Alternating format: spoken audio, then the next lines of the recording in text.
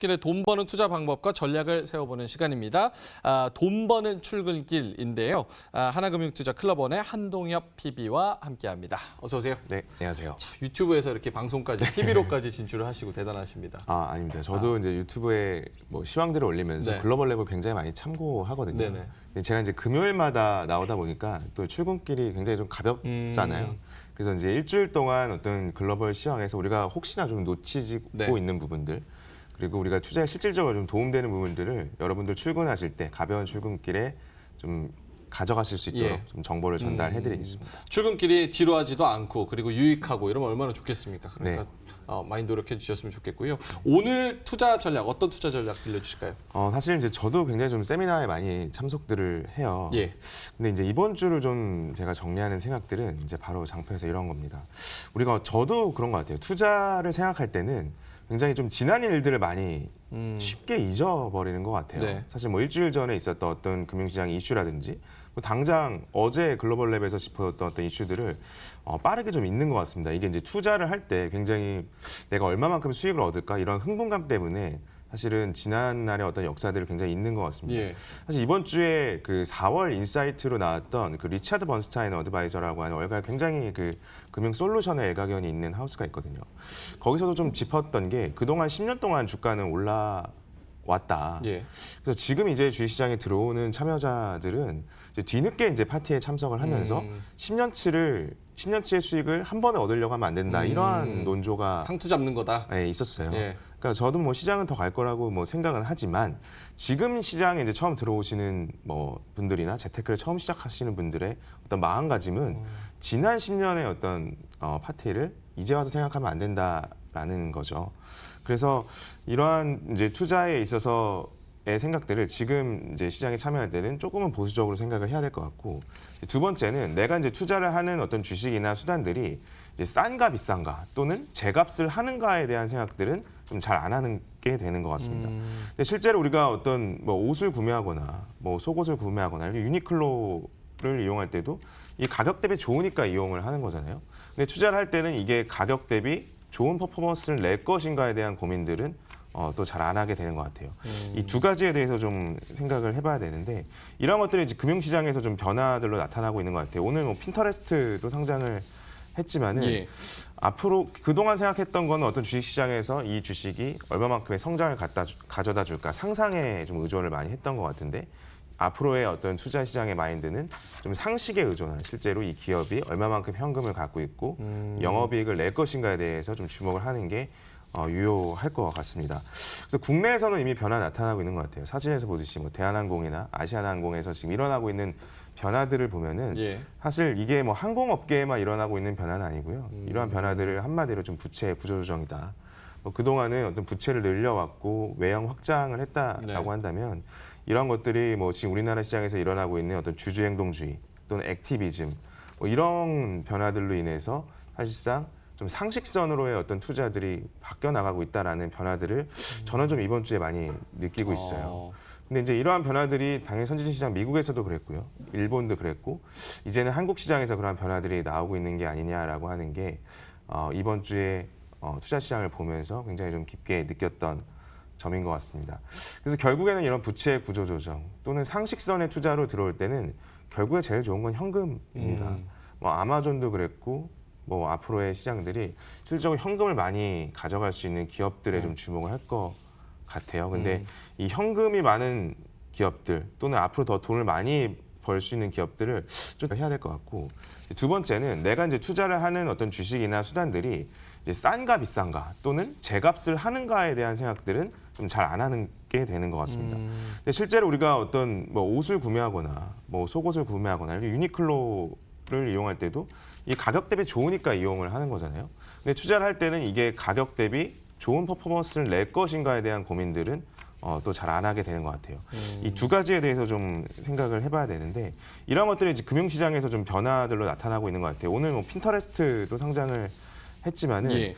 앞으로 그동안 생각했던 건 어떤 주식시장에서 이 주식이 얼마만큼의 성장을 가져다 줄까 상상에 좀 의존을 많이 했던 것 같은데 앞으로의 어떤 투자 시장의 마인드는 좀 상식에 의존한 실제로 이 기업이 얼마만큼 현금을 갖고 있고 영업이익을 낼 것인가에 대해서 좀 주목을 하는 게 유효할 것 같습니다.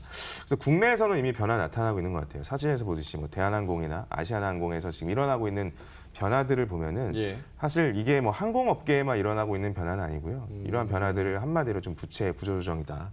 뭐 그동안은 어떤 부채를 늘려왔고 외형 확장을 했다라고 네. 한다면 이런 것들이 뭐 지금 우리나라 시장에서 일어나고 있는 어떤 주주행동주의 또는 액티비즘 뭐 이런 변화들로 인해서 사실상 좀 상식선으로의 어떤 투자들이 바뀌어 나가고 있다라는 변화들을 저는 좀 이번 주에 많이 느끼고 있어요. 근데 이제 이러한 변화들이 당연히 선진국 시장 미국에서도 그랬고요. 일본도 그랬고 이제는 한국 시장에서 그러한 변화들이 나오고 있는 게 아니냐라고 하는 게 이번 주에 투자 시장을 보면서 굉장히 좀 깊게 느꼈던 점인 것 같습니다. 그래서 결국에는 이런 부채 구조 조정 또는 상식선의 투자로 들어올 때는 결국에 제일 좋은 건 현금입니다. 뭐 아마존도 그랬고 뭐 앞으로의 시장들이 실질적으로 현금을 많이 가져갈 수 있는 기업들에 좀 주목을 할 것 같아요. 근데 이 현금이 많은 기업들 또는 앞으로 더 돈을 많이 벌 수 있는 기업들을 좀 당장 얘기해 달라고 하면은 네. 굉장히 어렵습니다. 예. 그럼 그걸 어떻게 옥석가리기를 해야 될까요? 그러니까 실제로 이 크레딧 스위스에서는 이 현금을 많이 벌어들이는 기업을 파악하기 위해서 예. 홀트 시스템이라고 하는 시스템을 사용을 하고 네. 있습니다. 뭐 이를 파악하기 위해서 회계 인력들만 200명이 넘고요. 그래서 사실 이 홀트 시스템으로 파악을 했던 게 이제 아마존이 실질적으로 주가가 탄력을 받고 3배 이상 성장하기 이전에 사실 크레딧 스위스의 홀트 시스템은 아마존의 현금 흐름을 좀 발견할 수 있었다라는 것들이죠. 이러한 것들을 여러분들 재테크에 활용하실 수 있거든요. 국내에서 충분히 활용하실 수 있기 때문에 앞으로 좀 재테크를 시작한다, 해외 주식을 시작한다, 뭐 투자를 시작한다라고 했을 때는 이러한 시스템들을 활용하셔서 하신다면 훨씬 더 좀 쉽게 접근하실 수 있을 것 같습니다. 그러니까 급격하게 성장을 하고 또 가치가 있는 주식이라고 생각을 하지만 그 기업이 얼마나 현금을 가지고 있고 그걸 총알이라고 네. 하잖아요. 사실 뭐 속된 말로. 네. 이 총알을 얼마나 가지고 있느냐에 따라서도 굉장히 향방을 걸릴 수 있다. 그리고 그 네. 부분을 좀 주목을 해봐야 된다 이렇게 말씀을 해주시는 네. 거죠. 자, 그러면 현금 부자가 진짜 부자다? 뭐 어떻게 생각을 해야 될까요? 요 리츠에 대한 얘기를 해주실까요? 제가 이제 현금을 계속해서 좀 강조를 예. 드리는 게 지금 앞으로의 투자 시기가 이제 상상에서 상식의 투자로 좀 넘어오고 네네. 있는 거고 사실 현금을 많이 쥐고 있다라는 것들은 사실 기업의 어떤 그 가질 수 있는 행동에서 배당으로 나올 수밖에 없어요. 잉여현금이 많아지고 그런 것들이 이제 투자자들한테 귀속을 해주는 행위가 이제 배당이기 때문에 이 배당 성향이 높아지거나 배당 이익률이 좋은 기업들 또는 배당할 게 많아서 이제 리츠에서 분배할 게 많은 이제 부동산 자산들은 당연히 지금부터 좀 주목을 해야 되는 자산이라고 좀 생각이 네. 들고요. 궁금한 게 배당률이 높아진다고 해서 굳이 현금 보유율이 많다고 또 확정 지을 수는 없잖아요, 또. 네, 맞습니다. 근데 이제 리츠 같은 경우에는 사실 이익의 90%를 배당을 해야 되는 네. 강제 규정이 있습니다. 그렇기 때문에 리츠 같은 경우에는 많은 현금 흐름이 부동산을 통해서 들어오는 만큼 예. 배당으로 나갈 수밖에 없는 특징이 있고요. 아주 좋은 부분을 지적을 해주셨는데 특히나 우리나라 같은 경우에는 외환 보유고도 많고 기업들이 가진 현금도 굉장히 많습니다. 예. 뭐 현금을 안 쓴다고 하죠. 근데 이러한 기업들이 최근에 어떤 주주행동주의나 액티비즘을 통해서 현금을 좀 제대로 써라. 좋은 곳에 투자를 좀 하자라고 하는 요구들이 많아지고 있어요. 그러한 기업들은 사실 현금을 많이 보유하고 있었는데 제대로 못 써서 주가로의 어떤 성장이 발현이 안 된 곳들이 많거든요. 그래서 그런 기업들에 좀 포커스를 맞춰서 보시는 것도 좋은 아이디어가 좀 될 수 있을 것 같습니다. 예, 리츠 현금을 계속 잘 벌 수 있는 주식. 그러면은 리츠에 대해서 조금 더 소개를 해주실까요? 네, 리츠 같은 경우에는 사실 우리나라 투자자들이 딱 두 부류예요. 리츠에 대해서 굉장히 잘 알거나 처음 들어보거나. 왜냐하면 우리나라 시장 문화에서 사실 리츠를 경험하기 굉장히 어렵거든요.